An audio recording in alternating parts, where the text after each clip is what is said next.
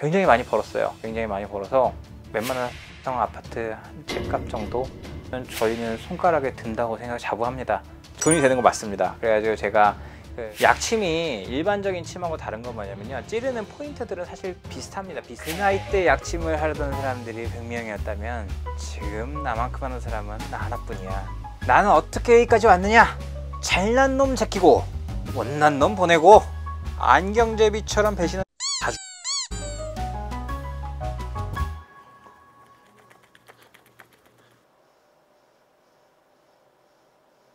네, 안녕하십니까 명쾌한방 구독자 여러분. 오늘은 조금 예민하면서도 또 한편 되게 궁금해하는 부분들이 많으신 것 같아가지고 한번 솔직하게 한번 얘기를 해보려고 나왔습니다. 뭐가 그렇게 궁금하세요? 한번 질문을 한번 주시죠. 혹시 약침으로 얼마나 버셨는지?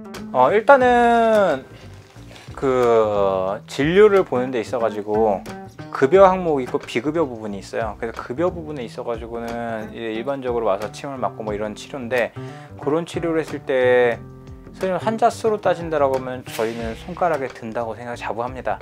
전국에서도 굉장히 많은 분들이 오시고 계시고 그러는데, 뭐 그거야 이제 뭐 오시는 만큼 이제 하는 건데, 이제 사실 궁금한 건 그게 아니실 것 같아요. 저희가 이제 명쾌한방에서 약침에 대한 얘기를 자꾸 하다 보니까 약침이라는 게 편하게 좀 돈이 되지 않을까 이런 얘기를 하시는데, 돈이 되는 거 맞습니다. 그래가지고 제가 그 한의사분들을 상대로 2020년부터 제가 만든 약침을 원예탕전이라는 형태로 해가지고 이제 원장님들과 이렇게 치료를 공유를 하고 있는데, 그 공유하면서 굉장히 많이 벌었어요. 굉장히 많이 벌어서 웬만한 30평 아파트 한 집값 정도, 그 정도 벌었죠. 그 정도 벌었는데, 문제는 뭐냐면은 이게 물론 뭐 인건비도 나가고 뭐 나가고 이런 건 있는데, 이게 규모가 커지니까 더 많은 설비를 해야 되잖아요.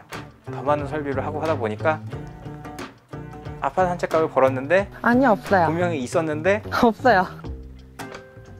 마이너스 통장만 남아있더라고요.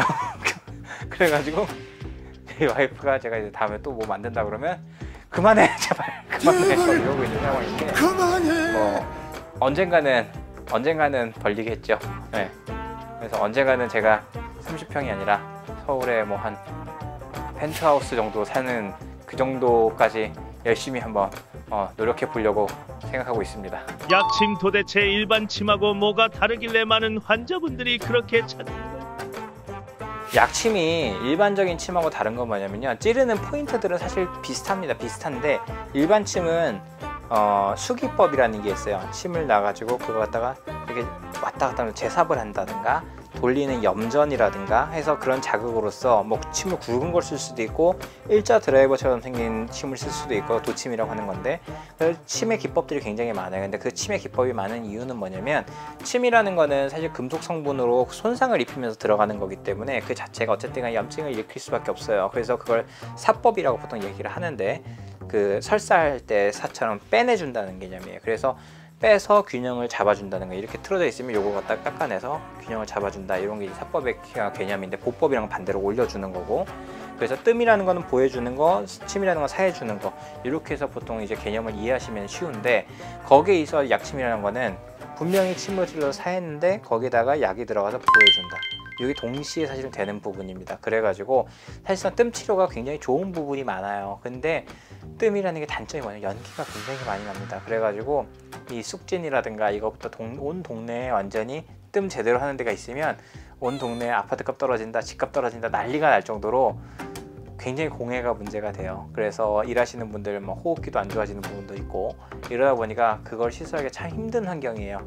뭐 수가라도 높으면 상관없는데 건강보험 수가도 굉장히 좀 이렇게 많이 좀 운영하기 힘들게끔 구조가 돼 있어서, 그런 부분에 있어가지고 저는 이제 약침이라는 형태를 해가지고, 약침이라는 형태는 직접 해당 부분에 들어가서 손상은 입히지만 거기에 약액이 들어가기 때문에 그 손상을 만회시킬 수 있고, 그다음에 그 자체가 약액이 들어가서 그게 자연적으로 흡수되는 데까지 시간이 있잖아요. 그동안에 계속적으로 침과 같은 자극을 해줄 수가 있는 거죠. 그렇기 때문에 굉장히 유효한 거고요. 거기다가 약액 자체도 방법에 따라서 직접 약 자체를 주입하는 분들도 계시는데, 그건 뭐 중국에서도 그렇고 뭐 여러 군데서 쓰는 방법들이 있어요. 그게 무조건 뭐 틀렸다가 아니라, 근데 이제 그럼에도 불구하고 저희는 이제 양방과 한방으로 이제 이원화되어 있는 의료 구조를 갖고 있다 보니까 혹시라도 폐혈증이라든가 이런 감염에 대해서 취약할 수가 있기 때문에 그런 데 있어 가지고 바로 항생제 쓸 수 있으면 좋은데 그런 걸 못 쓰는 경우에는 사실 또 응급의료기관에 보내야 되고 이렇게 왔다 갔다 하는 두 번 일이 생기기 때문에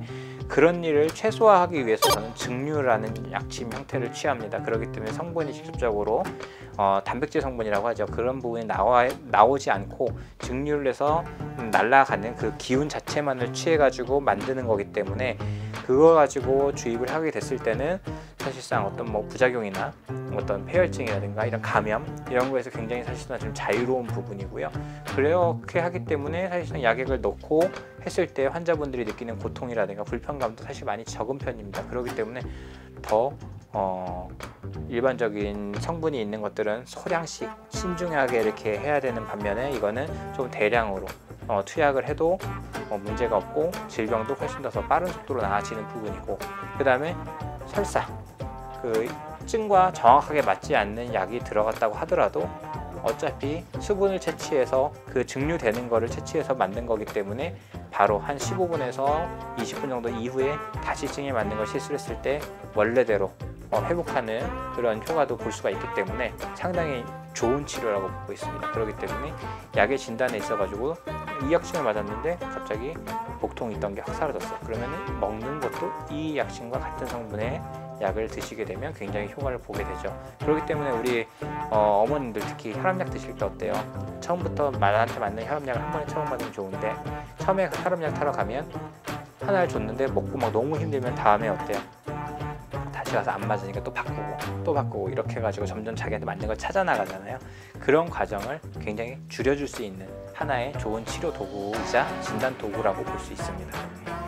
예, 오늘은 조금 이제 뭐 솔직한 얘기들을 했는데 여러분 뭐 구독 좋아요 꼭 해주시고, 그리고 또 그런 분들 있어요. 또 뭐 무식하게 또 뭐 한의사가 뭐 한무당이 뭐 사람 잡으려고 뭐 그런 거 한다고 하는데 저는 의학 박사학위도 있는 사람입니다. 그렇기 때문에 개인적으로 연구소도 갖고 있고요. 그 연구소를 통해서 거기서 연구직 직원들을 통해 가지고 제대로 설비를 해서 만들어서 연구소에서 다 어떤 독성 검사라든가 이런 이제 어떤 이제 뭐 보관상의 기간에 따른 그런 이제 부패 정도라든가 이런 검사를 다 철저하게 하면서 그러면서 멸균 시설까지 다 갖춰놓은 상태에서 그 상태에서 만드는 겁니다. 그러니까 걱정들 안 하셔도 됩니다.